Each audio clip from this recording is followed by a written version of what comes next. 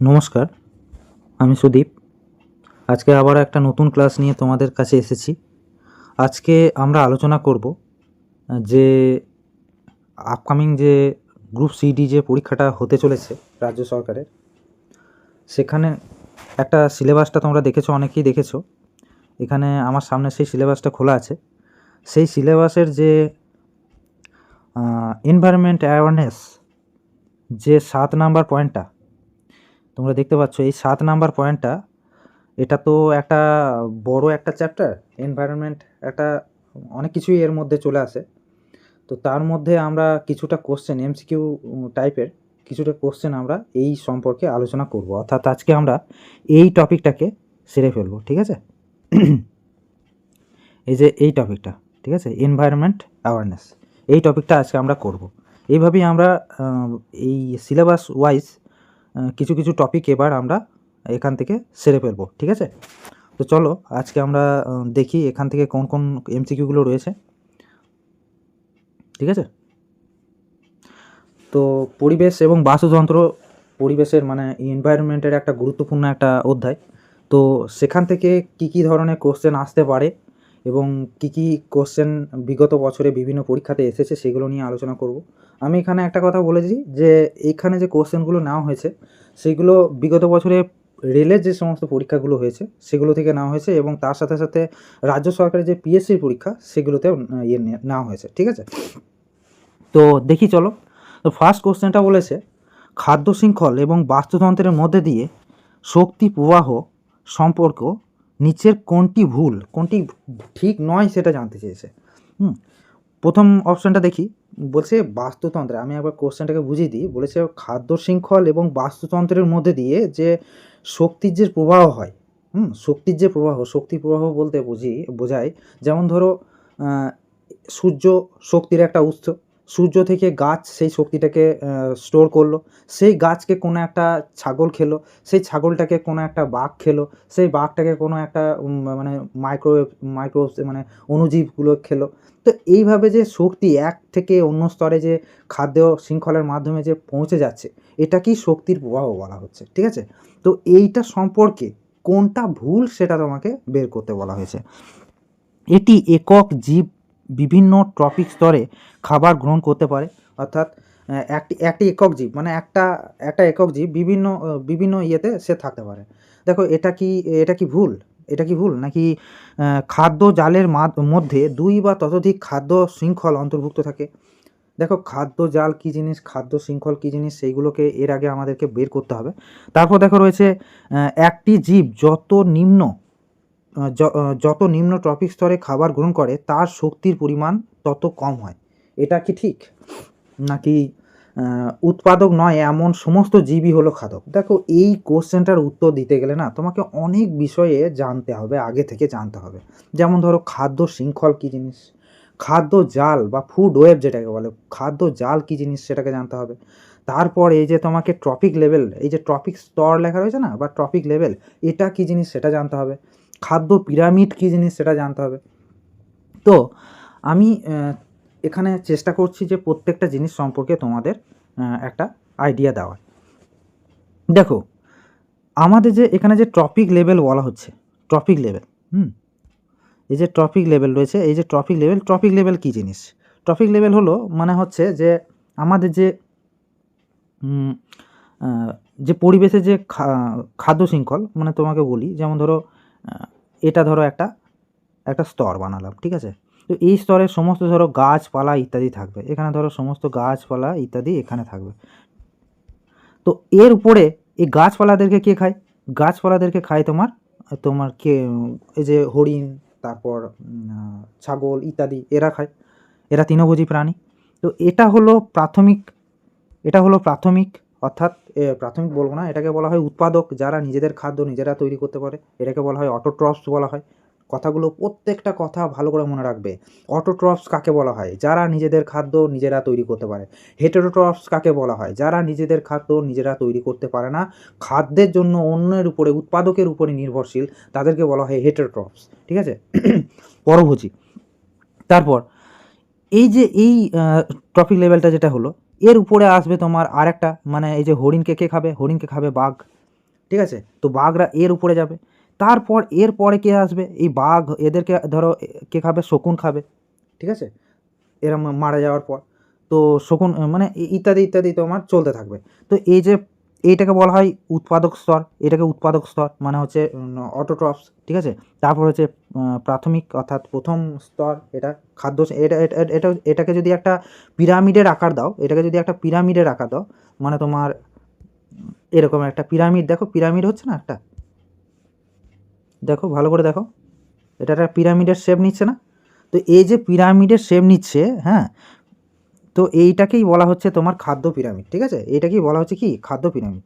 তো এই খাদ্য পিরামিডের যে ১ম স্তর, হ্যাঁ? খাদ্য পিরামিডের যে ১ম স্তর মানে এক স্তর থেকে অন্য স্তরে যখন খাবারটা যখন পৌঁছে যাবে না, তখন 10% করে শক্তি প্রত্যেক স্তরে কম হতে থাকবে। প্রত্যেক স্তরে কম হতে থাকবে বলতে 10% করে শক্তি তোমার প্রতিটা মানে পরবর্তী স্তরে তোমার ট্রান্সফার হবে। অর্থাৎ আমি একটা উদাহরণ দিয়ে বোঝাচ্ছি। ধরো এখানে যদি 1000 কিলো ক্যালোরি যদি তোমার শক্তি থাকে, তো এইটাতে আসবে কেবলমাত্র তার 10% অর্থাৎ 100 কিলো ক্যালোরি। তার উপরেরটাতে যাবে কেবলমাত্র 10% অর্থাৎ 10 কিলো ক্যালোরি। তার উপরটাতে কেবলমাত্র 1 কিলো ক্যালোরি এবং তার উপরেরটাতে 0.1 কিলো ক্যালোরি। মনে থাকবে? এইটাকে বলা হয় 10% সূত্র। অর্থাৎ একটা টপিক স্তর থেকে অন্য টপিক স্তরে যখন যাচ্ছে, শক্তি যখন প্রবাহিত হচ্ছে, তো আর 90% সেই স্তরেই খরচা হয়ে যাচ্ছে, কেবলমাত্র 10% তার পরবর্তী স্তরে পৌঁছাচ্ছে। তাহলে দেখো এখানে যেমন লিখেছে, এইটাকে এটা সম্পর্কে আরেকটু বলে দিই যে এই কথাটা বলেছিল লিন্ডাম্যান বলে একজন বিজ্ঞানী। সে এই কথাটা বলেছিলেন ১৯০০ আমার সালটা ঠিক মাথায় আসছে না। তো বিজ্ঞানী লিন্ডাম্যান বলেছিলেন। তো এটাকে আমি ইয়ে করে দেবো, যখন আমি আপলোড করবো তার আগে এটা আমি সালটাকে লিখে দেবো এখানে। তো এই 10% সূত্রটা বুঝতে পারলে, তাহলে তুমি এখান থেকে কী বুঝতে পারলে? সবথেকে বেশি পরিমাণে শক্তির পরিমাণ থাকে এইটাতে, অর্থাৎ প্রাথমিক পর্যায়ে সূর্য থেকে ডাইরেক্ট তাপমাত্রা মানে তোমার শক্তি এরাই কিন্তু কালেক্ট করছে। তারপর সেখান থেকে শক্তি যাচ্ছে ১ম স্তরে, অর্থাৎ গাছ মানে ঘাস পাতা ইত্যাদি থেকে সেটা হরিণের কাছে গেল। হরিণকে খেলো আবার কে? বাঘ খেলো। সেই বাঘকে খেলো আবার কে? শকুন খেলো। সেই শকুনকে আবার অন্যান্য যে ব্যাকটেরিয়া জীবাণু এরা খাচ্ছে। তো এইভাবে যে শক্তির যে স্থানান্তর, সেইটা কি শক্তি প্রবাহ বলা হচ্ছে। এই যে এক একটা স্তর, এই এক একটা স্তরকে কী বলা হয়? এক একটা ট্রপিক লেভেল বলা হয়ে থাকে। এবং প্রত্যেকটা ট্রপিক লেভেলে খাদ্যে মানে শক্তির কেবলমাত্র 10% ট্রান্সফার হয়, বাকিগুলো কিন্তু মানে সেই ট্রপিক লেভেলেই খরচ হয়ে যায়, ঠিক আছে? তো এইটা মাথায় রেখো। তাহলে এখান থেকে দেখো এখানে বলেছে যে আমি এটা মুছে দিই এটা, যে এই যে এখানে দেখো বলেছে যে একটি জীব যত নিম্ন ট্রপিক স্তরে খাবার গ্রহণ করে তার শক্তির পরিমাণ তত কম হয়। এটা তো ভুল কথা। যত নিম্ন স্তর মানে কি? আরেকবার বলি তোমাদেরকে, আরেকবার বলি। যত নিম্ন স্তর, এটা হচ্ছে নিম্ন, তার থেকে উপরে এটা রয়েছে, তার থেকে উপরে আরও এটা, এইভাবে তোমার উঠছে। তাহলে পরে এই যে তোমার তুমি বলো, এইটাতে আমি তোমাকে কিছুক্ষণ আগে দেখালাম না 1000, এটাতে 100। তাহলে তুমি বলো যত নিচের দিকে আসবে এটাতে 10, যত নিচের দিকে আসে তত কি হচ্ছে? শক্তি বাড়ছে, শক্তি বাড়ছে। দেখো সব থেকে বেশি শক্তি কোথায় পাবো? তোমার একদম উৎপাদক স্তরে। তার থেকে একটু কম পাবো এটাতে, তার থেকে আরও কম পাবো। যত উপরের দিকে তো উঠবো তত কমবে, যত নিচের দিকে নামবো তত বাড়বে। তাহলে পরে এখানে কি লিখেছে? তার ঠিক উল্টো কথা লিখেছে না, যে একটি জীব যত নিম্ন ট্রপিক স্তরে খাবার গ্রহণ করে তার শক্তির পরিমাণ তত কম হয়। এটা তো ভুল কথা। তাহলে সেই কারণে আমাদের উত্তর হবে কোনটা? Option C. বুঝে গেল? এবারে দেখো এইটা শুধুমাত্র শিখলে হবে না, এর সাথে সাথে আমরা দেখব যে এই যে এই যে টপিক লেভেল বলে দিয়েছি। এবারে দেখো আর দুটো জিনিস তোমাদের এখান থেকে বলার মতো আছে, যে এই যে তোমাদের একটা হচ্ছে এই খাদ্য জাল কী জিনিস, আর একটা হচ্ছে এই যে খাদ্য শৃঙ্খল কী জিনিস। এই দুটো জিনিস আমি একটু বলে দিই। দেখো খাদ্য শৃঙ্খল প্রথমে বুঝি। দেখো একটা তোমার কি বলে, একটা ধরো কোনো একটা ঘাস, সেই ঘাসটাকে খেলো কে? এই ঘাসটাকে খেলো ধরো হরিণ খেলো, এই ঘাসটাকে খেলো ধরো একটা বাঘ খেলো, সরি বাঘ কেন খাবে, ছাগল খেলো, ঠিক আছে? এই ঘাসটাকে ফড়িং খেলো, ঠিক আছে? এবার এই একটা জিনিস 3টে মানুষে খাচ্ছে, ঠিক আছে? এবার এই ধরো এইটা ধরো এই যে প্রথমে ধরো যে হরিণ খেয়েছিল, হরিণকে কে খেলো? বাঘ খেলো। সেই বাঘকে খেয়ে খেলো শকুন খেলো, ঠিক আছে? এবার এই যে এই তোমার ইয়ে হলো, এই যে কি বলে, ছাগলকে খেলো, ছাগলকে কে খেলো? ছাগলকে খেলো তোমার বাঘও খেতে পারে, মানুষও খেতে পারে, ঠিক আছে? তারপর এই যেমন ধরো ফড়িং, ফড়িংকে কে খেলো? ব্যাঙ খেলো, ব্যাঙকে কে খেলো? সাপ খেলো, ঠিক আছে? তো এই যে তোমার বিভিন্ন দেখো, যখন এই বাঘ, এই ধরো এটা ধরো বাঘ, ঠিক আছে? এই বাঘ সবসময় যে হরিণকে খাবে তার কোনো মানে নেই। ও যদি ছাগলকে দেখতে পায় ছাগলকেও খেয়ে নেবে, আবার যদি কোনো সময় মানুষকে দেখতে পায় মানুষকেও খেয়ে নেবে। তো এইভাবে একটা দেখো, সবাই কিন্তু মানে সবাই সবাইকে খেতে পারে না। কোনো একটা প্রাণী সে তার নিজের যে খাদ্য শৃঙ্খল, খাদ্য শৃঙ্খলটা কী জিনিস? খাদ্য শৃঙ্খল হচ্ছে একটা নির্দিষ্ট চেনে, দেখো এইটার সাথে এইটা, এইটার সাথে এইটা, এইটার সাথে এইটা, এরমভাবে চলতে থাকছে। মানে ধরো আমি যদি বলি একটা খাদ্য শৃঙ্খলে যদি উদাহরণ দিই, এটা ধরো ঘাস, এই ঘাসকে খেলো ফড়িং, ফড়িংকে খেলো কে? ফড়িংকে খেলো তোমার ব্যাঙ, ব্যাঙকে খেলো কে? ব্যাঙকে খেলো তোমার সাপ, সাপকে খেলো কে? সাপকে খেলো শকুন। তো এই মানে হ্যাঁ, ময়ূর খেলো, ময়ূরকে খেলো ধরো অন্য কোনো ইয়ে জীবাণু টিবাণু এগুলো। তো এইগুলো তুমি দেখতে পাচ্ছ, এইগুলো একটা কিন্তু শৃঙ্খলায় চলছে। কিন্তু যখন এরকম দেখা যাবে যে তোমার কোনো একটা ইয়ে সেটা অন্য কিছুকে, যেমন ধরো এই যে মানে তোমার ময়ূর, ময়ূর তোমার কখনো কখনো ধরো অন্য কোনো একটা প্রাণীকে খেয়ে নিল, এ অন্য কোনো একটা প্রাণী, এই ফলে একটা কি জালক তৈরি হয়ে যায়। মানে ধরো বাঘ, বাঘ কখনো হরিণকে খাচ্ছে, কখনো তোমার ছাগলকে খাচ্ছে, কখনো মানুষকে খাচ্ছে, আবার মানুষ কখনো কখনো ডাইরেক্ট তোমার সবুজ উদ্ভিদকে খাচ্ছে। তো এইভাবে না একটা জালক তৈরি হয়, এইটাকেই বলা হয় খাদ্য জাল। মানে ফুড শৃঙ্খল, মানে তোমার যে খাদ্য শৃঙ্খল যেটা, এই খাদ্য শৃঙ্খল হচ্ছে একটা প্যারালাল, মানে একটা কি বলবো, একটা শ্রেণী, ঠিক আছে? একটা মাত্র শৃঙ্খল। এইরকম অনেকগুলো খাদ্য শৃঙ্খল মিলে তৈরি হয়ে যায় একটা কি খাদ্য জাল, ঠিক আছে? তো এই যে এখানে যে কথাটা লিখেছে যে একটি খাদ্য জালের মধ্যে ২ বা ততোধিক খাদ্য শৃঙ্খল অন্তর্ভুক্ত থাকে, এটা একদম ঠিক কথা, ঠিক আছে? আর বাকিগুলো এইগুলোও তোমার বলছে একটি একক জীব বিভিন্ন ট্রফিক স্তরে খাবার ঘনত্ব করতে পারে, এটাও ঠিক। আমি বুঝিয়ে দিলাম যে বাঘ কেবলমাত্র যে বাঘ, বাঘ তোমার হরিণের কাছ থেকেও খাবার পাচ্ছে, আবার তোমার ইয়ের কাছ থেকেও খাবার পাচ্ছে, আবার মানুষের কাছ থেকে মানুষকেও খাবার পাচ্ছে, মানে মানুষকেও খেতে পারে। যে কোনো মাংসাশী প্রাণী কিন্তু তৃণভোজী প্রাণীদেরকে বা সর্বভোগ প্রাণীদেরকে সে খেতে পারে, ঠিক আছে? তো এটাও ঠিক কথা। দেখো এখানেও একটা কথা বলে দিয়েছে যে এই যে এই কথাটা যে উৎপাদক নয় এমন সমস্ত জীবই হলো খাদক। তো আমি কি বললাম, যারা উৎপাদন করতে পারে কেবলমাত্র তাদেরকেই বলা হয় উৎপাদক বা খাদ্য, মানে নিজেদের খাবার নিজেদের যারা বানাতে পারে সূর্যালোকের উপস্থিতিতে, তাদেরকেই আমরা উৎপাদক বলবো। বাকি আদার্স যারাই রয়েছে তারাই কিন্তু খাদক স্তরে পড়ে, ওদেরকে কি বলা হয়ে থাকে? হেটেরোট্রফ বলা হয়ে থাকে, ঠিক আছে? তারপর চলো, অনেকক্ষণ সময় দিলাম। এরপর পরবর্তী কোশ্চেনটা দেখো, এরপর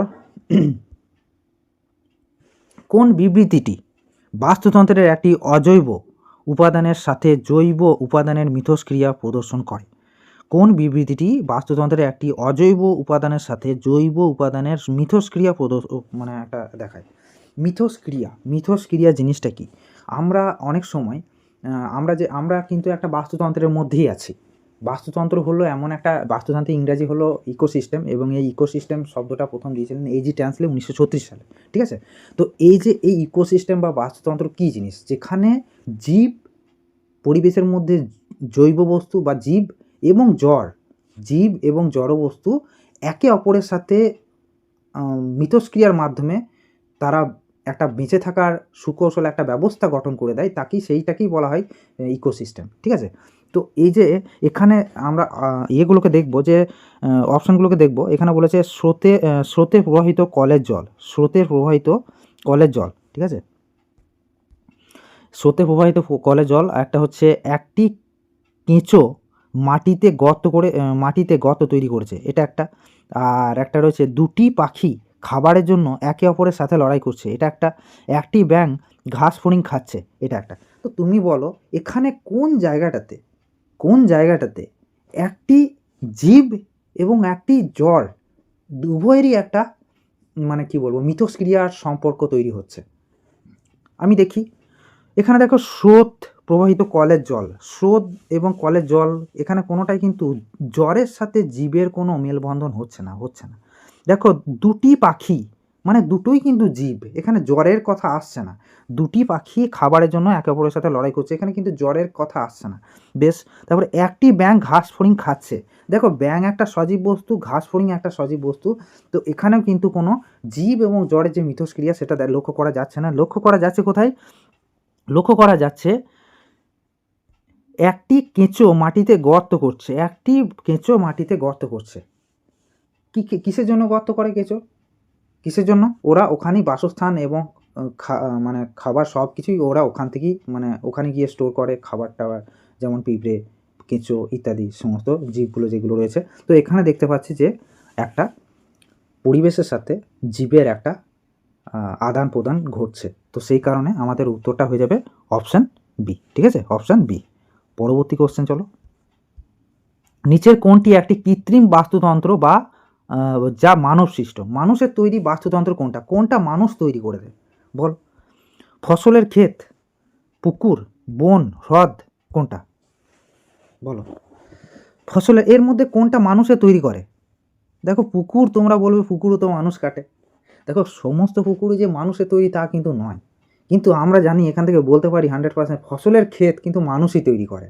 ধানের ক্ষেত, গমের ক্ষেত, এগুলো কিন্তু মানুষ ছাড়া কোনো প্রকৃতি কিন্তু এই ধরনের এই আল দেওয়া ক্ষেত কিন্তু তৈরি করে না। তো এখানে উত্তরটা কোনটা হবে? অপশান এ, এটা একটা মানুষের তৈরি বাস্তুতন্ত্র। তোমরা বলবে এটাকে বাস্তুতন্ত্র কেন বলা হয়? এই জায়গাতেও খাদ্য খাদকের একটা সম্পর্ক রয়েছে, জীব এবং জ্বরের এখানে মিথস্ক্রিয়া ঘটছে, তাই এইটাও একটা বাস্তুতন্ত্র। অ্যাকোয়ারিয়াম, এটাও কিন্তু একটা বাস্তুতন্ত্র। ঠিক আছে, যদি কৃত্রিম কৃত্রিম পুকুরের কথা বলা হয় সেটাও কিন্তু একটা মানুষের তৈরি একটা বাস্তুতন্ত্র। ঠিক আছে, তো এগুলো সবই কিন্তু মানুষের তৈরি বাস্তুতন্ত্রের একটা উদাহরণ। ঠিক আছে, আমরা যে অ্যাকোয়ারিয়াম, যেগুলো ওই যে কাচের একটা বক্সের মধ্যে যে জল রেখেছে তোমার মাছ ছেড়ে দেওয়া হয়, যে অ্যাকোয়ারিয়ামগুলো, তো ওটাও কিন্তু একটা বাস্তুতন্ত্রেরই উদাহরণ, কৃত্রিম বাস্তুতন্ত্র ওটা। ঠিক আছে, যদি ওই রকম কিছু অপশনে থাকতো সেটাও অ্যান্সার হতে পারতো। উচ্চতর ট্রাফিক স্তরে রাসায়নিকের পুঞ্জীভূত হওয়ার প্রক্রিয়াকে কি বলা হয়? কোনো একটা রাসায়নিক পদার্থ, সেটা কীটনাশক হতে পারে, সেটা সার, জৈব সার, এই অজৈব সার ইত্যাদি হতে পারে, তো সেই ধরনের জিনিস আমরা জমির মধ্যে প্রয়োগ করছি। শোনো আমার কথাগুলোকে শোনো, জমির মধ্যে প্রয়োগ করছি, সেই জমির ফসল আমরা লাগাতার দীর্ঘদিন ধরে খেয়ে খেয়ে খেয়ে খেয়ে যাচ্ছি, এবং সেইগুলো আমাদের শরীরের মধ্যে ধীরে ধীরে ধীরে ধীরে আমাদের ডিএনএর মধ্যে, আমাদের শরীরের মধ্যে কিন্তু মানে মানে থেকে যাচ্ছে, সঞ্চিত হচ্ছে, ধীরে ধীরে ওটা বৃদ্ধি পাচ্ছে, এবং সেই সঞ্চয়ের পরিমাণটা ধীরে ধীরে ধীরে ধীরে বৃদ্ধি পাচ্ছে। এইটাকে কি বলা হয়ে থাকে বলা হয়? এটাকে কি বলা হয়ে থাকে? এটাকে বলা হয়ে থাকে, দেখো এখানে অপশানগুলো কী কী রয়েছে দেখো। জৈবিক জারণ, বায়োলজিক্যাল অক্সিডেশন না, জৈবিক বিজারণ না, তারপরে বলেছে জৈবিক জৈবিক প্রতিকার না, এগুলো কোনোটাই নয়। তাহলে উত্তরটা কোনটা হবে? জৈবিক পরিবর্ধন, বায়ো ম্যাগনিফিকেশন। ম্যাগনিফিকেশন মানে কি? বৃদ্ধি পাওয়া। তো বায়োলজিক্যাল ম্যাগনিফিকেশন অর্থাৎ কোনো একটা খারাপ মানে কিছু, সেটা রাসায়নিক সার হতে পারে, কীটনাশক হতে পারে, কিছু এমন জিনিস যেটা আমাদের শরীরের জন্য ক্ষতিকারক, এবং সেটা দীর্ঘদিন খাদ্যের মাধ্যমে, খাদ্য শৃঙ্খলের মাধ্যমে আমাদের শরীরের মধ্যে প্রবেশ করছে। খাদ্য শৃঙ্খল মানে কি? যেমন ধরো তোমরা এই যে পোলট্রি তোমরা যেগুলো চাষ করো, সেগুলো কোনোভাবেই প্রকৃতির নিয়মে কোনোভাবেই একটা পোলট্রি 45 দিনে অতটা বড় হতে পারে না, এটা স্বাভাবিক নয়। এটাকে বিশেষভাবে বিশেষ রাসায়নিক খাবার তাদের মধ্যে ভরা হচ্ছে, যেগুলোর ফলে সেইগুলো কিন্তু আমরা খাচ্ছি, এবং সেই জিনিস কোথাও না কোথাও আমাদের শরীরের মধ্যেও জমা হচ্ছে, এবং এগুলো লং রানে আমরা এইগুলো এফেক্টটা বুঝতে পারবো। এগুলো কিন্তু 1-2 দিন খেলে আমরা সেই জিনিসটা বুঝতে পারবো না। ঠিক আছে, এগুলো দীর্ঘদিন ধরে যখন এগুলো সঞ্চয় হতে থাকবে, তার ফলে এই জিনিসটা তৈরি হয়। তো এই যে জিনিস ধীরে ধীরে ধীরে ধীরে যে সঞ্চয় হওয়া বডির মধ্যে, সেটাকেই বলা হয় বায়ো ম্যাগনিফিকেশন। সালোক সংশ্লেষকারী সবুজ উদ্ভিদের কলার জন্য কোনটি একটি বজ্র পদার্থ? বলছে সালোক সংশ্লেষকারী সবুজ উদ্ভিদের কলার জন্য কোনটি একটি বজ্র পদার্থ? বজ্র পদার্থ কোনটি? বজ্র মানে কি? যে জিনিসটা আমরা শরীর থেকে বের করে দিই, মানে শরীর থেকে বের করে দিই মানে সেটা বজ্র, সেটা নয়। আমি বলতে চাইছি যে আমাদের শ্বসন কার্যের ফলে উৎপন্ন যে অবাঞ্ছিত দ্রব্য, যেটা আমরা শরীর থেকে বের করে দিই, সেটা কি আমরা আমাদের কাছে বজ্র বলবো? ঠিক আছে, তো আমরা কি ছাড়ি? আমরা ছাড়ি কার্বন ডাইঅক্সাইড। তো কার্বন ডাইঅক্সাইড আমাদের কাছে একটা রেচন পদার্থ। কার্বন ডাইঅক্সাইড রেচন পদার্থ, কিন্তু আমরা যেটা নিঃশ্বাস ছাড়ছি সেটা কিন্তু আমাদের কাছে একটা রেচন পদার্থেরই সমান। শ্বসনের ফলে উৎপন্ন হচ্ছে, এবং শ্বসনের ফলে আরও যে সমস্ত পদার্থগুলো উৎপন্ন, সেটা কিন্তু একটা রেচনেরই ফলে তৈরি হচ্ছে। মনে রেখো, মল কিন্তু একটা বজ্র পদার্থ, ওটা কিন্তু রেচন পদার্থ নয়, খেয়াল রেখো এটা। তো এখানে দেখো ইউরিয়া ছাড়ে, দেখো তোমরা বলো ইউরিয়া কি ওরা নির্গত করে? গাছ না। কার্বন ডাইঅক্সাইড নির্গত করে মানে সালোক সংশ্লেষের পরে? না। অ্যামোনিয়া না। কিন্তু অক্সিজেন নির্গমন করে। উদ্ভিদের কথা বলা হয়েছে, কিন্তু আমাদের শরীরে মানে মানবদেহের কথা বলা হয়নি বা জীবের কথা বলা হয়নি, এখন উদ্ভিদের কথা বলা হয়েছে। তাই সেক্ষেত্রে ওরা কোনটা ছাড়ে? ওরা ছাড়ে অক্সিজেন। তো সালোক সংশ্লেষকারী সবুজ উদ্ভিদের কলার জন্য কোনটি একটি বজ্র পদার্থ? অক্সিজেন একটি বজ্র পদার্থ। আমাদের খাদ্যাভ্যাসের কোন পরিবর্তনটি পরিবেশের উপর সবচেয়ে বড় প্রভাব ফেলবে? বলো, কোন পরিবর্তনটি আমাদের শরীরের উপরে সবচেয়ে বেশি, পরিবেশের উপরে সবচেয়ে বেশি প্রভাব ফেলবে?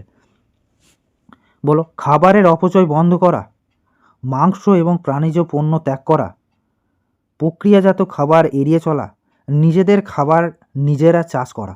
কোনটা পরিবেশের উপরে সবথেকে বড় প্রভাব ফেলবে? মানে দেখো, প্রভাব সবগুলোই ফেলবে। তুমি যদি ভালো করে চিন্তা করো যে এমন একটা জিনিস নেই যেটা প্রভাব ফেলবে না, তো অবশ্যই প্রভাব তো ফেলবে, কিন্তু এখানে জানতে চাওয়া হয়েছে কোনটা সব থেকে বেশি প্রভাবটা ফেলবে।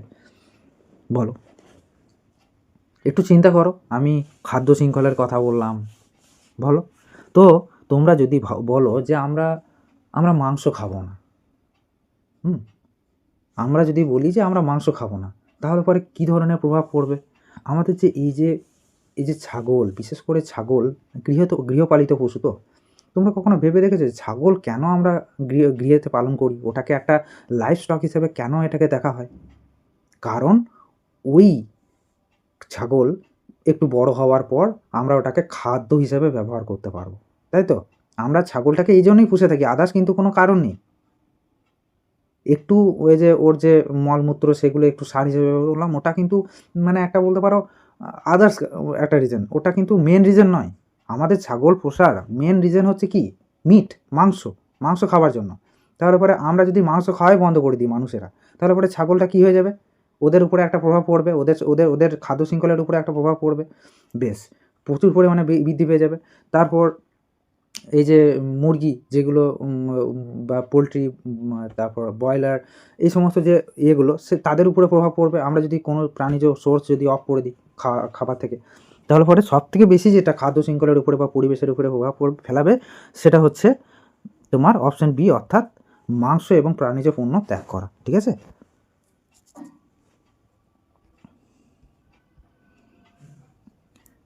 দেখো, ভারতের সবচেয়ে বিস্তৃত বনভূমি কোন ধরনের? সবথেকে বড় বনভূমি মানে সবথেকে বেশি কভার করে রয়েছে আমাদের যে সেটা কোনটা? দেখো, আমাদের মনে রাখবে, আমাদের 33% থাকা দরকার, বনভূমি থাকা দরকার। যে কোনো দেশের 33% বনভূমি থাকা দরকার। তার মধ্যে আমাদের হার্ডলি ওই 24%, ঠিক আছে, 24% মতো আছে, ঠিক আছে, 24% মতো আছে, 24%। তো এটা 24% সামথিং কিছু একটা।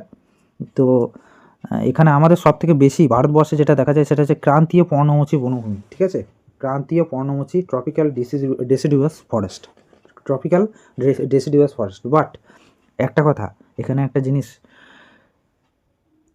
আমাদের পশ্চিমবঙ্গে কিন্তু পর্ণমোচী মানে তোমার পর্ণমোচী আছে, আর্দ্র পর্ণমোচী একটা, এই জায়গাটাতে না, এখানে তোমার এটা তো রেলের পরীক্ষা, তো এখানে সিম্পল দিয়েছে। এটা যদি পিএসসি বা তোমার ডাব্লিউবিসিএস এটা কি করে, আর্দ্র পর্ণমোচী এবং শুষ্ক পর্ণমোচী দু ধরনের অপশন থাকে। তো তখন তোমরা কনফিউজ হয়েছে, যদি পশ্চিমবঙ্গের ক্ষেত্রে বলে না, সেক্ষেত্রে হবে আর্দ্র পর্ণমোচী, কিন্তু যদি গোটা ভারতবর্ষের কথা বলে সেক্ষেত্রে হবে শুষ্ক পর্ণমোচী। ঠিক আছে, বেশ। পর্ণমোচী কোনগুলো? যেগুলো শীতের সময় পাতা ঝরিয়ে দেয় সেগুলোকে পর্ণমোচী বলে। চিরহরিত কোনগুলো? চিরহরিত হয়ে গেলো যেগুলো সারা বছর ধরেই অল্প অল্প করে পাতা ঝরায়, কিন্তু একবারে সমস্ত পাতাকে ঝরিয়ে দেয় না, তাদেরকে বলা হয় চিরহরিত, অর্থাৎ সারা বছরই সবুজ থাকে গাছ। বেশ। আর পার্বত্য অরণ্য যেগুলো ওই তোমার oak, pine, fir, oak, birch, spruce, এইগুলো, এই ধরনের গাছগুলো তোমার পার্বত্য অরণ্যের অন্তর্গত। তারপর হচ্ছে তোমার এই যে চিরহরিত অরণ্য আমরা সাধারণত দেখবে নর্থ ইস্টে দেখা যায়, তারপর আমাদের যে পশ্চিমঘাট পর্বতমালা সেখানে দেখা যায়, আন্দামান নিকোবরে দেখা যায়। তো এগুলো হটস্পট রিজিয়নও বটে, হ্যাঁ, যেখানে প্রচুর পরিমাণে বন জঙ্গল এবং প্রাণীর সম্পদ দেখা যায়। তারপর পরিবেশ শিক্ষা সম্পর্কে নিচের কোন বিবৃতিটি মিথ্যা? পরিবেশ শিক্ষা সম্পর্কে নিচের কোন বিবৃতিটি মিথ্যা? অপশান এতে বলেছে পরিবেশ শিক্ষা পরবর্তী প্রজন্মকে পরিবেশগত সমস্যার কৌশল পরিকল্পনা করতে প্রস্তুত করবে। এটা ঠিক কথা। পরিবেশ শিক্ষা কোনো নির্দিষ্ট দৃষ্টিভঙ্গি বা পদক্ষেপের উকালতি করে না। পরিবেশ শিক্ষা কোনো নির্দিষ্ট দৃষ্টিভঙ্গি বা পদক্ষেপের পক্ষে উকালতি করে না। এটাও ঠিক আছে। তারপর বলেছে পরিবেশ শিক্ষা কেবল তরুণ প্রজন্মের জন্যই অপরিহার্য। এটা দেখো, এই যে এই টার্মগুলো একটু অনেকেই দেখবে জানে এইগুলো, তবুও তোমাদের বলে দিচ্ছি, এই টেবল থাকলে না সেই ধরনের বিবৃতিগুলো সাধারণত ভুল হয়। হ্যাঁ, পরিবেশ শিক্ষা কেবল তরুণের জন্য, এটা কে বলেছে? বুড়োরা পড়তে পারবে না এগুলো, আশ্চর্য। তারপর পরিবেশ শিক্ষা স্থানীয় ও বিশ্বব্যাপী টেকসই এবং নৈতিক উন্নয়নের জন্য বিবর্তিত হয়েছে। দেখো এখানে বিশ্বব্যাপী মানে গ্লোবাল সাস্টেনেবল অ্যান্ড এথিক্যাল ডেভেলপমেন্টের জন্য বিবর্তিত হয়েছে। ঠিক আছে, পরিবেশ শিক্ষা অবশ্যই দরকার। তাহলে এখানে উত্তরটা কোনটা হলো? ভুল চেয়েছে, ভুল হচ্ছে এইটা। ঠিক আছে, পরিবেশের কোন মণ্ডলে পদার্থের সঞ্চয় ক্ষমতা সবচেয়ে কম? পদার্থের সঞ্চয় ক্ষমতা, পদার্থ সব থেকে বেশি সঞ্চয় কম হবে কোন জায়গাটাতে? ধরে রাখার ক্ষমতা কার কম? এখানে লিথোস্ফিয়ার সব থেকে বেশি, আমাদের যে খনিজ বা মাটি সবই তো এই লিথোস্ফিয়ারের মধ্যেই অবস্থিত, তাই না? হাইড্রোস্ফিয়ার মানে হচ্ছে জলের মধ্যে, তাও তুমি একটুখানি ঘনত্ব, যার ঘনত্ব বেশি সে সব থেকে বেশি হোল্ড করতে পারবে, এটাই তো নিয়ম। যার ঘনত্ব বেশি সে সব থেকে বেশি হোল্ড করতে পারবে। দেখো এই যে তোমরা যদি বায়োস্ফিয়ার বলতো, বায়োস্ফিয়ার মানে এই যে জীবের পরিমাণটা, জীব এই জীবের পরিমাণটাই হচ্ছে বায়োস্ফিয়ার। পুরো সমস্ত যে জীব, সেটা উদ্ভিদ হতে পারে, ফ্লোরা ফৌনা সমস্ত কিছুকে বলা হয়ে থাকে জীবের এই বায়োস্ফিয়ারের মধ্যে আসে। তো বায়োস্ফিয়ারের মধ্যে অনেক কিছু, এই যে কিছুক্ষণ আগে বায়োম্যাগনিফিকেশন বললাম, অনেক জিনিস এই আমাদের শরীরের মধ্যে সঞ্চয় হয়ে দীর্ঘদিন ধরে থেকে যায়। ঠিক আছে, তো এগুলো একটা আমাদের মধ্যে এই যে হাড় দাঁত, এগুলো কি ক্যালসিয়াম ফসফরাস, এটি তো একটা সঞ্চয় নাকি? কিন্তু তোমরা যদি দেখো এই যে বায়ুমণ্ডলের মধ্যেও সঞ্চয় হয়, এমনটা নয় সঞ্চিত হয় না। বায়ুমণ্ডলের মধ্যে তোমরা যদি দীর্ঘদিন ধরে যদি কার্বন ডাইঅক্সাইড ত্যাগ করতে থাকো, তাহলে আবার বায়ুর মধ্যে প্রচুর পরিমাণে carbon dioxide, ton carbon dioxide তৈরি হয়ে যাবে। ঠিক আছে, তো কিন্তু যদি দেখা যায় এই চারটের মধ্যে কোনটা সব থেকে কম সঞ্চয় ক্ষমতাকার, তখন সেক্ষেত্রে বায়ুমণ্ডলে হবে, কারণ এর ঘনত্বটা কম। ঘনত্ব যদি কম থাকে তার সঞ্চয় ক্ষমতাও কম হবে। ঠিক আছে, 2016 সালের অক্টোবরে গঠিত বিশ্বের বৃহত্তম সামুদ্রিক সুরক্ষিত এলাকা মারিন প্রোটেক্টেড এরিয়া কোনটি ছিল সব থেকে বড়? এটা 2016 সালের অক্টোবরে গঠিত বিশ্বের বৃহত্তম সামুদ্রিক সুরক্ষিত এলাকা মারিন প্রোটেক্টেড এরিয়া কোনটি? বলো, মারিন প্রোটেক্টেড এরিয়া হবে আন্টার্কটিকা। ঠিক আছে, তারপর জৈব পরিবর্ধন এর কারণ কি? কোন কারণে এটা ঘটে থাকে? ওজনের কারণে ঘটে থাকে, লাইকেনের কারণে ঘটে থাকে, প্রোটিনের কারণে ঘটে থাকে, কোনটার কারণে ঘটে থাকে? ঠিক আছে, জৈব পরিবর্ধন বা বায়োম্যাগনিফিকেশনের কারণটা কি? অর্গানোক্লোরাইড এইগুলো বিভিন্ন ধরনের তোমার কেমিক্যাল জিনিস, যেগুলো আমাদের শরীরের মধ্যে সঞ্চয়ের ফলে আমাদের বায়োম্যাগনিফিকেশন লক্ষ্য করা যায়। ঠিক আছে, জলজ জীবের স্বাস্থ্য নির্ধারণের জন্য নিচের কোনটি গণনা করা হয়? জলজ জীবের স্বাস্থ্য নির্ধারণের জন্য নিচের কোনটি ব্যবহার করা যায় বলো? তোমরা শুনেছো দেখবে বিওডি, হ্যাঁ, বায়োলজিক্যাল অক্সিজেন ডিমান্ড। কোনো একটা বাস্তুতন্ত্রে, অর্থাৎ পুকুরের জলে, ধরো তোমার সামনে কোনো একটা পুকুর আছে, সেই পুকুরের মধ্যে একটা জল রয়েছে, সেই জলে যত বেশি পরিমাণে আগাছা জন্মাবে, সেই আগাছাগুলো তো একটা জীব, শ্যাওলা ট্যাওলা এগুলো তো জীব, এদেরও তো তোমার মানে শ্বসন টসন এসব করতে হয়। তো যত পরিমাণে বেশি পরিমাণে যে ছোটো ছোটো গাছপালা ইত্যাদি জলজ উদ্ভিদ এসব যে জন্মাবে, সেইখানে অক্সিজেনের পরিমাণের ততটা ঘাটতি দেখা যাবে। কারণ প্রতিটা জীব একটা সেম রুম, সেই একই রুমের মধ্যে কখনো যদি একটা মানুষ আছে, আর সেই একটা মানুষের জায়গায় যদি 20টা মানুষ ভরে দেওয়া হয় এই একই রুমের মধ্যে, তো তুমি বলো যে সেখানে অক্সিজেনের খামতি আসবে? তো আসবে, অবশ্যই আসবে। তো সেই কারণেই আমরা বলে থাকি যে এই ধরনের অবস্থাকে, যখন প্রচুর পরিমাণে জীবের পরিমাণ মানে বেড়ে গেলে যে অক্সিজেনের যে অভাবটা দেখা যায়, তাকেই বলা হয় বায়োলজিক্যাল অক্সিজেন ডিমান্ড। ঠিক আছে, তো এই অক্সিজেনের পরিমাণ যদি ঠিকঠাক থাকে, ওদের একটা নির্দিষ্ট পরিমাণ আছে, সেই পরিমাণ জলে দ্রবীভূত ডিজলভ যে অক্সিজেন, সেটা পরিমাণ যদি ঠিকঠাক থাকে, তাহলে বুঝবো যে হ্যাঁ, এই জলে যে সমস্ত প্রাণীগুলো রয়েছে তাদের অবস্থা বা হেলথ ঠিক আছে। আর যদি দেখা যায় যে তার থেকে কম আছে, অর্থাৎ ডিমান্ড বেশি, অর্থাৎ যা প্রয়োজন তার থেকে কম রয়েছে অক্সিজেন, ডিজলভ অক্সিজেন তার থেকে কম রয়েছে, তাহলে সেটাকে বলবো কম। ঠিক আছে, তো বায়োলজিক্যাল অক্সিজেন ডিমান্ড বুঝিয়ে দিলাম। ইকোলজি শব্দটি কে প্রবর্তন করেন? দেখো, তোমাকে কিছুক্ষণ আগে বলেছিলাম যে ইকোসিস্টেম করেছিল এজি ট্যান্সলে, ঠিক আছে, কিন্তু এখানে জিজ্ঞেস করেছে ইকোলজি করেছিল আর্নেস্ট হ্যাকেল। ঠিক আছে, আর্নেস্ট হ্যাকেল ইকোলজি শব্দটি প্রবর্তন করেন। এই যে তোমার ন্যাচারাল সিলেকশনের কথা বলা হয়েছিল, চার্লস ডারউইন। ঠিক আছে, শক্তির স্থানান্তর 10% সূত্র, এটা প্রথমেই বলে দিয়েছিলাম। 10% ল, 10% সূত্র, এটা কে দিয়েছিল? কিছুক্ষণ আগেই বললাম, রেমন্ড লিন্ডাম্যান। ঠিক আছে, লিন্ডাম্যানের সূত্র বলা হয়ে থাকে। বাস্তুতন্ত্রের বিভিন্ন ট্রপিক স্তরের মধ্যে দিয়ে শক্তি প্রবাহ হলো কীরকম? একটা এলোমেলোভাবে যায়, নাকি দ্বিমুখী, নাকি প্রতিটি উচ্চতর ট্রপিক স্তরের সাথে সাথে হ্রাস পায়? তোমাকে বলেছিলাম যত উপরের দিকে উঠবে তত হ্রাস পাবে, তো এখানে উত্তর হবে কোনটা? Option C. ঠিক আছে, তোমাদের আগেই বলে দিয়েছি কিন্তু। পুষ্টি স্তর সেই ধরনের বলছে, পুষ্টির সেই ধরনটিকে কি বলা হয় যাতে জীব মৃত বা পচনশীল বস্তু থেকে তরল আকারে পুষ্টি গ্রহণ করে, তখন সেইটাকে কি বলা হয়? দেখো, হেটেরোট্রপ মানে তোমাকে কি বলেছিলাম? হেটেরোট্রপ মানে বলেছিলাম যে যারা নিজেদের খাদ্য নিজেরা তৈরি করতে পারে না, অন্যদের কাছ থেকে পুষ্টি সংগ্রহ করে, তাদেরকে আমরা কি বলবো? হেটেরোট্রপ বলে। এখানে দেখো, অটোট্রপ রয়েছে। অটোট্রপ যারা নিজেদের খাদ্য নিজেরাই তৈরি করতে পারে। পতঙ্গভুক কোনটা? পতঙ্গভুক হচ্ছে ইনসেক্টোভোরাস নিউট্রিশন, মানে হচ্ছে কিছু কিছু কলসপত্রী টাইপের কিছু কিছু উদ্ভিদ আছে যারা প্রাণীদেরকে খায়। তোমরা ইউটিউবে ইত্যাদিতে জায়গাতে দেখে থাকবে যে কোনো একটা মাকড়সা পড়লো আর পাতাটা মুদে গেল, বন্ধ হয়ে গেল, এবং ওইটা থেকে ওরা কি করে? ওখান থেকে ওরা পুষ্টি বলতে ওরা নাইট্রোজেনটাকে খায়। ঠিক আছে, ওরা কিন্তু অন্য কিছু নেয় না, ওদের ওখান থেকে কী নেয় জানো তো? এটা পরীক্ষায় আসতে পারে। ওরা নাইট্রোজেনটাকে সংগ্রহ করে। মনে রাখো, ডাইরেক্ট বাতাস থেকে ওরা নাইট্রোজেন কিন্তু না পেতে পারে না। তো নাইট্রোজেনের অভাব পূরণের জন্য ওরা ওই বিভিন্ন যে কীট পতঙ্গ, ওই পতঙ্গভোগী উদ্ভিদ বলা হয়ে থাকে ওদেরকে। ঠিক আছে, স্যাপ্রোফাইটিক উদ্ভিদ বা মৃতজীবী, মৃত জায়গা থেকে যখন পুষ্টি সংগ্রহ করা হবে তখন সেটাকে বলা হবে স্যাপ্রোফাইটিক বা মৃতজীবী পুষ্টি। ঠিক আছে, মৃতজীবী পুষ্টি বা স্যাপ্রোফাইটিক নিউট্রিশন। তারপর দেখো, বলছে খাদ্য শৃঙ্খলের তৃতীয় ট্রপিক স্তরে নিচের কোনটি থাকে? তৃতীয়টাতে কোনটা থাকবে? দেখো, 2 নাম্বারে কোনটা থাকবে?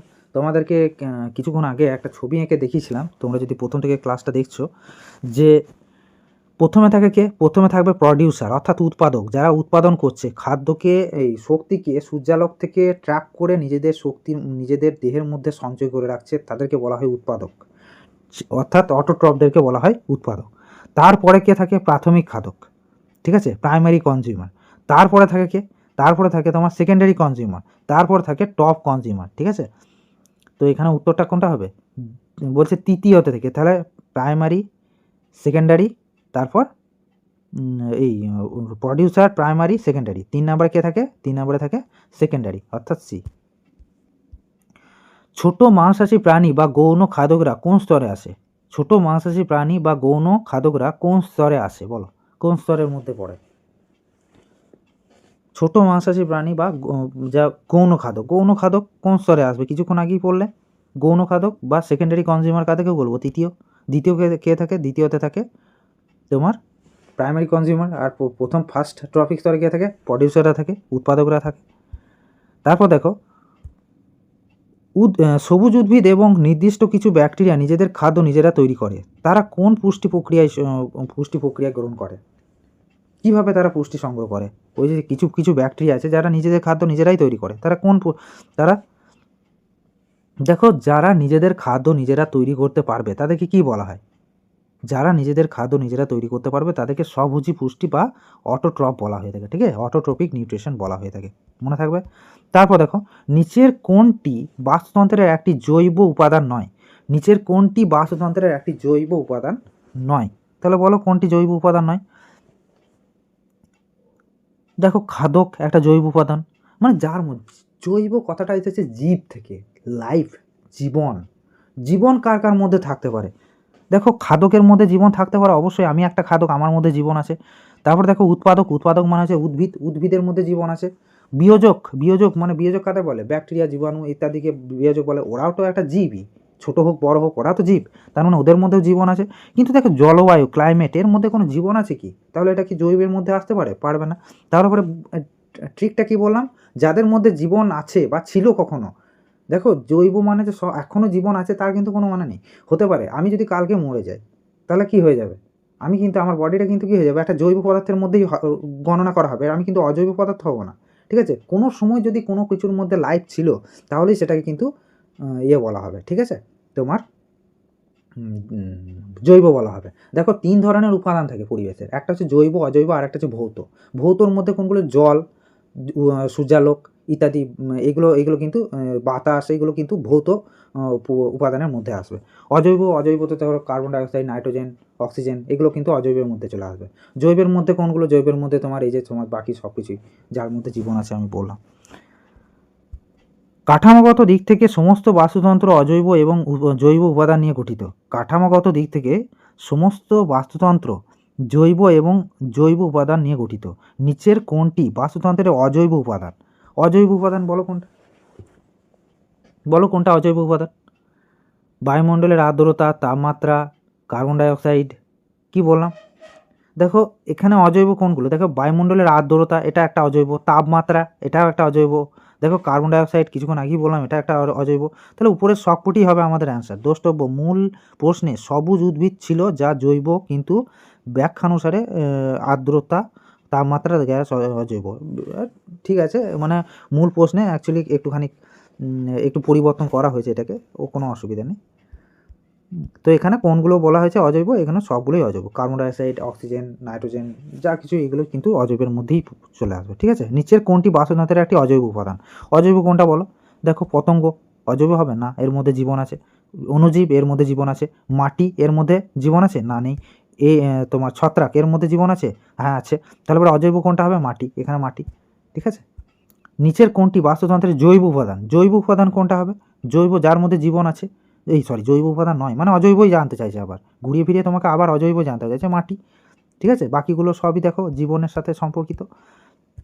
নিচের কোনটি প্রকৃতির পরিচ্ছন্নতা কর্মী, অর্থাৎ নেচার ক্লিনার্স, মানে নেচারকে পরিষ্কার রাখে কোনটা বলো? দেখো উৎপাদক, খাদক, বিয়োজক, মাংসাশী। বলো কারা কিছুদিন নোংরা জিনিস পড়ে থাকলে সেটাকে নষ্ট করে দেয় এবং মাটির সাথে মিশিয়ে দেয়, সেটাকে মাটিতে পরিণত করে দেয়, নষ্ট জিনিসটাকে বেশি দিন রাখতে দেয় না। তো এখানে উত্তর কোনটা হবে? বিয়োজক। ঠিক আছে, তারপর নিচের কোনটি সর্বভুক? ওমনিভোরাস। সর্বভুক মানে কি? যারা তৃণভোজীকেও খায় এবং মাংসাশীকেও খায়, তাহলে পরে তোমার তাদেরকে বলা হবে সর্বভুক। ঠিক আছে, দেখো ইঁদুর, দেখো ইঁদুর, পিঁপড়ে, ভালুক, সাপ। দেখো এখানে সাপ হচ্ছে ওমনিভোরাস বা সর্বভুকের মধ্যে আসছে। ঠিক আছে, খাদ্য শৃঙ্খলের দ্বিতীয় ট্রপিক স্তর কোনটি? দ্বিতীয় কোনটা? দ্বিতীয়তে কোনটা আসবে বলো? 2 নম্বর পজিশনে কে থাকবে? ঘাস। ঘাস তো উৎপাদক, একদম প্রথমেই থাকবে ঘাস। তারপরে ঘাসকে কে খাবে? ঘাসকে ঘাসকে খাবে ইঁদুর, ঘাসকে খাবে ইঁদুর। ইঁদুরকে কে খাবে? ইঁদুরকে খাবে সাপ, সাপকে খাবে কে? ঈগল। তাহলে পরে 2 নম্বরে কে আসছে? ঘাস, ইঁদুর, নাকি সাপ, নাকি ঈগল? কোনটা আসবে? অবশ্যই ইঁদুর আসবে। ঠিক আছে, নিচের কোনটি সঠিক খাদ্য শৃঙ্খল? সঠিক কোনটা সেটা বলতে হবে। দেখো উৎপাদক, উৎপাদক থেকে তৃণভোজী, তৃণভোজীকে মাংসাশী, হ্যাঁ এটা ঠিক আছে। উৎপাদককে মাংসাশী হবে? উৎপাদককে কখনো মাংসাশী প্রাণীরা খাবে? মানে গাছপালাকে কখনো মাংসাশী প্রাণীরা খাবে? খাবে না। তো এটা ভুল হয়ে গেল। তো তৃণভোজী, তা প্রথমেই তৃণভোজী, উৎপাদককে শেষে রেখে দিয়েছো, না এটা হবে না। তাহলে এইগুলো ভুল হয়ে যাচ্ছে, প্রথমটাই ঠিক। দেখো অপশান এটা হবে অ্যান্সার। ঠিক আছে, প্রথমেই আমরা সঠিক উত্তরটা পেয়ে গেছিলাম। তারপর দেখো কি বলেছে, প্রাথমিক খাদক, প্রাইমারি কনজিউমার কারা? ম্যাথর, স্ক্যাভেঞ্জার। ঠিক আছে, স্ক্যাভেঞ্জার প্রাথমিক খাদক। দেখো প্রাথমিক খাদক কাদেরকে বলবো? যারা উৎপাদককে খাবে। উৎপাদককে কারা খায়? তৃণভোজী, নামের মধ্যেই রয়েছে তৃণ মানে ঘাস, ভোজী, ভোজন করে যারা। ঘাস কারা খাবে? তৃণভোজীরা খাবে। তো তৃণভোজীরা যখন ঘাস খাচ্ছে মানে উৎপাদকে খাচ্ছে, তাহলে ওদেরকে কী বলবো? প্রাথমিক খাদক। প্রাথমিক খাদক কাকে বলবো? প্রাথমিক খাদক তাদেরকে বলবো যারা উৎপাদকে খায়। উৎপাদকে কারা খায়? তৃণভোজীরা খাবে। এই তৃণভোজীদেরকে খাবে কে? এই মাংসাশী প্রাণী। তাহলে ওরা মানে সেকেন্ডারি হয়ে যাচ্ছে, ঠিক আছে? তারপর ডক্টর ধ্রুবজ্যোতি ঘোষ নিচের কোন ক্ষেত্রের সাথে যুক্ত? ধ্রুবজ্যোতি ঘোষ, এটা একটা আনকমন টাইপের কোশ্চেন। এটা বাস্তুবিদ্যা বা ইকোলজির সাথে সম্পর্কিত হচ্ছে ডক্টর ধ্রুবজ্যোতি ঘোষ, ঠিক আছে? খাদ্য শৃঙ্খল নিচের কোনটি জনসংখ্যা সবচেয়ে বেশি? মানে খাদ্য শৃঙ্খলের কোনটাতে সব থেকে জনসংখ্যা বেশি, মানে সব থেকে বেশি পরিমাণে প্রাণী দেখতে পাবো কোনটাতে? প্রথমটাতে, নাকি তার উপরেরটাতে, নাকি তার উপরটাতে, নাকি তার উপরে? সব থেকে বেশি খাদ্য শৃঙ্খলের সব থেকে বেশি ভ্যারাইটি কোথায় দেখতে পাবো? সব থেকে নিচে যেটা থাকে, অর্থাৎ প্রাথমিক স্তরে, বা এটাকে প্রাথমিক বলছে উৎপাদক স্তরে, ঠিক আছে? এখানে উৎপাদক আছে, হ্যাঁ উৎপাদক আছে, তাহলে উৎপাদক হয়ে যাবে অ্যান্সার আমাদের, ঠিক আছে? উৎপাদক হয়ে যাবে আমাদের অ্যান্সার। 31 নম্বর কোশ্চেন, খাদ্য শৃঙ্খলে প্রাথমিক খাদক এবং গৌণ খাদকের মধ্যে পার্থক্য কী? প্রাথমিক এবং গৌণ খাদকের মধ্যে পার্থক্য কী? দেখো পড়া যাক। বলেছে প্রাথমিক খাদকেরা উদ্ভিদ এবং অন্যান্য খাদকদের খায়। প্রাথমিক খাদকেরা উদ্ভিদ এবং অন্যান্য খাদকদের খায়, কখনোই নয়, এটা ভুল। উদ্ভিদদের খায় এটা তো ঠিক আছে, কিন্তু অন্যান্য খাদকদের খায় এটা ভুল আছে। যারা প্রাথমিক খাদক তারা কেবলমাত্র উদ্ভিদদেরকেই খাবে, হ্যাঁ, ঠিক আছে?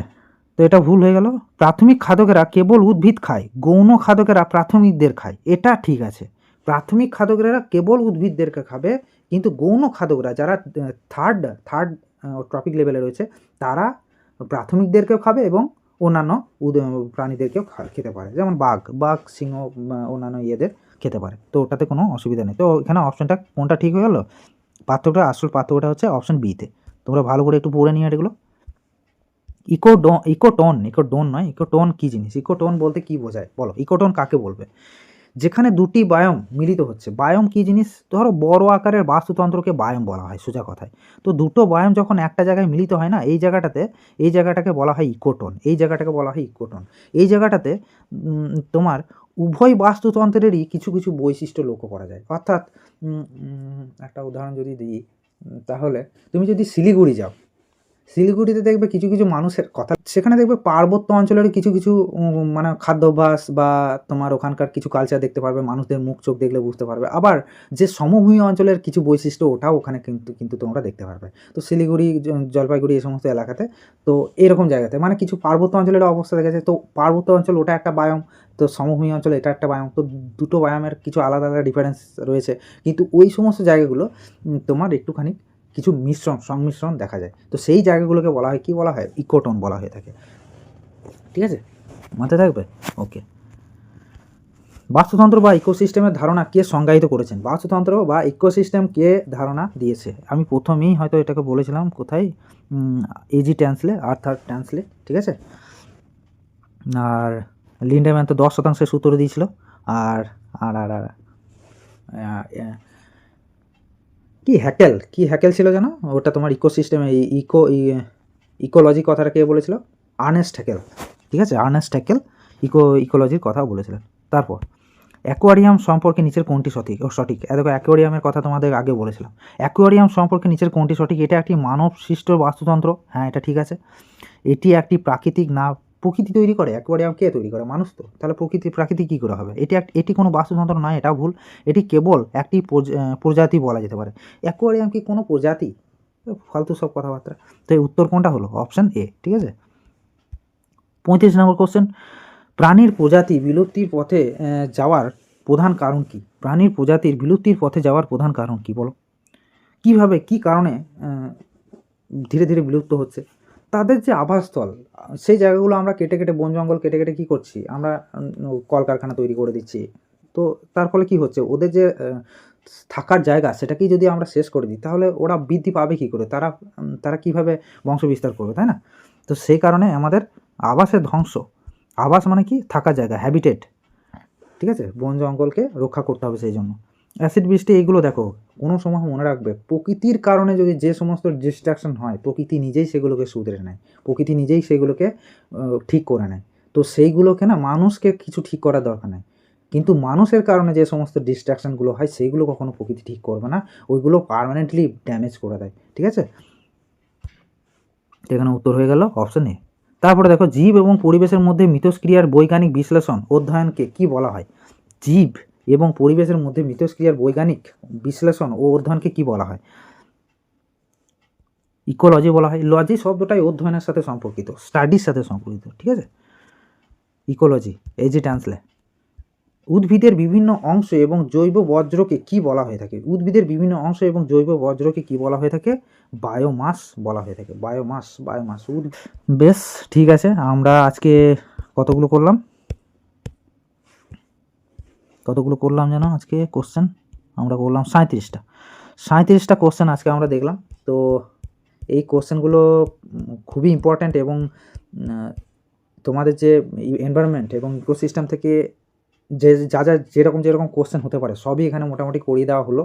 তোমরা এই ভিডিওটাকে ভালো করে দেখো। আমার আশা করি যে ইকোসিস্টেম এবং যে ইকোলজি থেকে যে সমস্ত কোশ্চেনগুলো আসতে পারে সেগুলো মোটামুটি তোমরা এখান থেকে, এরপরেও যে সমস্ত যে ধারণাগুলো যেমন ফুড চেন, ফুড ওয়েব, এইগুলো একটু তোমরা আরেকবার দুবার দেখে নিলে ভিডিওটাকে, তোমাদের যে কনসেপ্ট সেটা ক্লিয়ার হয়ে যাবে। আর কনসেপ্ট ক্লিয়ার থাকলে অলমোস্ট সমস্ত কোশ্চেন করতে পারবে। কনসেপচুয়াল কোশ্চেন দিলে তোমরা এখান থেকে করতে পারবে, এটা আমি গ্যারেন্টি দিচ্ছি। কনসেপচুয়াল কোশ্চেন দিলে তোমরা অবশ্যই করে আসতে পারবে। তো আজকে এখানে থাকুক। আবার আমরা এই পরিবেশের উপর থেকে আরও কিছু ক্লাসেস আমরা নিয়ে আসবো, সেগুলোকে দেখবে, কারণ ওখান থেকে কিছু কোশ্চেন আসবে। দেখো খুবই প্রিসাইজলি খুব ভালোভাবে মেনশন করে দিয়েছে কোন কোন জায়গাগুলো থেকে কোশ্চেন হবে। তো তোমাকে কিন্তু সেই সমস্ত জায়গাগুলো, সেই সমস্ত টপিকগুলোকে কিন্তু একদমই ইগনোর করলে চলবে না। প্রত্যেকটা টপিকে খুব ভালোভাবে করে যেতে হবে। তো থ্যাংক ইউ, আজকের মতো। পরে আবার দেখা হচ্ছে, ঠিক আছে? বাই।